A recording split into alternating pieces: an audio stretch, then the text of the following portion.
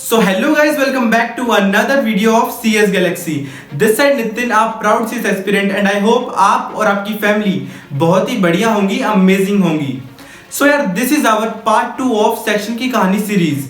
ये हमारी सेक्शंस की कहानी सीरीज का सेकंड पार्ट है, जिसमें हम एक अमेजिंग तरीके से, एक तूफान तरीके से डिस्कस करने जा रहे हैं section 53 and section 54 of companies act 2013. I assure you कि आपको वीडियो के एंड तक पता लग जाएगा अच्छे से कि इन सेक्शंस में क्या है. सो यार, हर एक पॉइंट बहुत ही इंपॉर्टेंट होने वाला है जो मैं आपको बताने वाला हूं, तो आप मेरी बात ध्यान से सुनिए. So now without wasting time, let's get started. तो सबसे पहले हम देखते हैं अपना सेक्शन 53.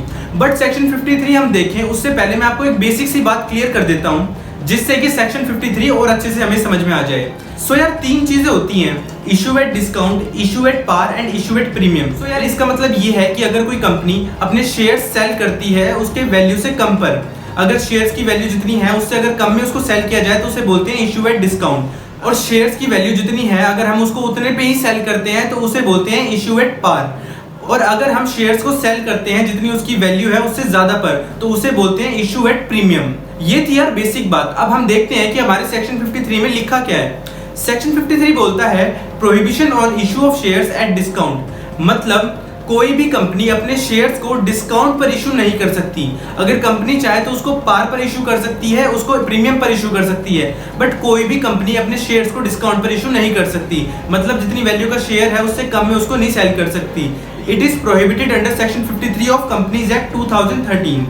और हमारा सेक्शन 53 ये बात बोलता है कि अगर किसी भी व्यक्ति ने, किसी भी कंपनी ने इस चीज का कॉन्ट्रवेंशन किया या फिर इस चीज का उल्लंघन किया, तो कंपनी को इस केस में 1 लाख से लेके 5 लाख तक का फाइन भरना पड़ सकता है.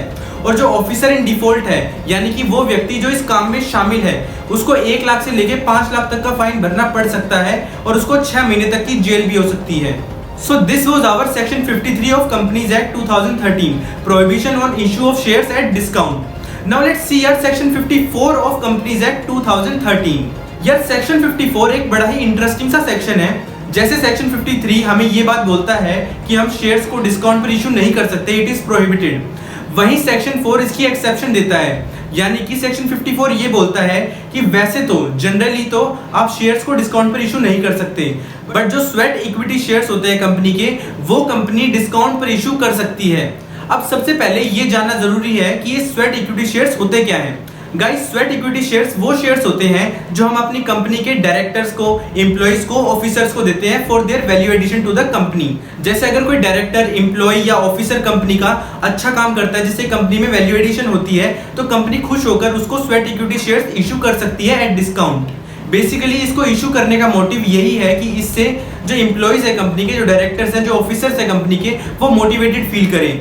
उन्होंने जो अपने काम से कंपनी में वैल्यू एडिशन किया है उसके लिए हम उनको स्वेट इक्विटी शेयर्स इशू कर देते हैं, ताकि उससे वो थोड़ा मोटिवेटेड फील करें और अपने काम को और भी अच्छी तरीके से कर सकें और एक अच्छा आउटकम निकालें. गाइस, सेक्शन 54 ये बात तो बोल देता है कि हम अपने शेयर्स को डिस्काउंट पर इशू कर सकते हैं, but provided there are some conditions.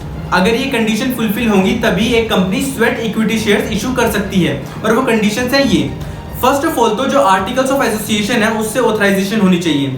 जो हमारे आर्टिकल्स होते हैं कंपनी के, जो चार्टर डॉक्यूमेंट होते हैं, उसके अंदर ऑथराइजेशन होनी चाहिए कि हाँ भाई, हम अपने शेयर्स को डिस्काउंट पर इशू कर सकते हैं, स्वेट इक्विटी शेयर्स को.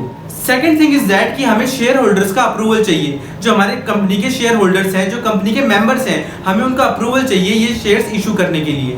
ये दोनों कंडीशन तो मोस्ट इंपोर्टेंट है जो कि फुलफिल करनी ही चाहिए. और कुछ और कंडीशंस और है हमारी कंपनीज एक्ट में जो कि फुलफिल करनी पड़ती हैं शेयर्स इशू करने से पहले. और अगर किसी कंपनी के शेयर्स लिस्टेड हैं किसी स्टॉक एक्सचेंज पर, तो उसको सेबी गाइडलाइंस भी फॉलो करनी पड़ती है इशू लाने के लिए. सो यार, ये थे हमारे section 53 and section 54 of companies act 2013, जो कि हमने अपने पार्ट 2 ऑफ सेक्शन की कहानी सीरीज में देखे हैं. I hope you loved it. और आपको पसंद आया तो आप अपना रिव्यू जरूर शेयर करना कमेंट बॉक्स में कि आपको वीडियो कैसी लगी, आपको ये दोनों समझ में आए या नहीं. अगर कोई भी क्वेरी है तो आप कमेंट बॉक्स में डाल सकते हैं, और आप मुझे इंस्टाग्राम पे भी डीएम कर सकते हैं अगर आपको किसी चीज में कंफ्यूजन है तो. सो यार, मिलते हैं बहुत ही जल्दी अपने पार्ट 3 ऑफ सेक्शन की कहानी सीरीज के साथ, जिसमें हम डिस्कस करेंगे 2 और amazing sections of companies act 2013. और तब तक के लिए स्टे सेफ, टेक केयर, अपना ध्यान रखें, अपनी फैमिली का ध्यान रखें. And thank you so much for watching the video. Keep loving, keep supporting, keep sharing the videos. Thank you so much. Bye.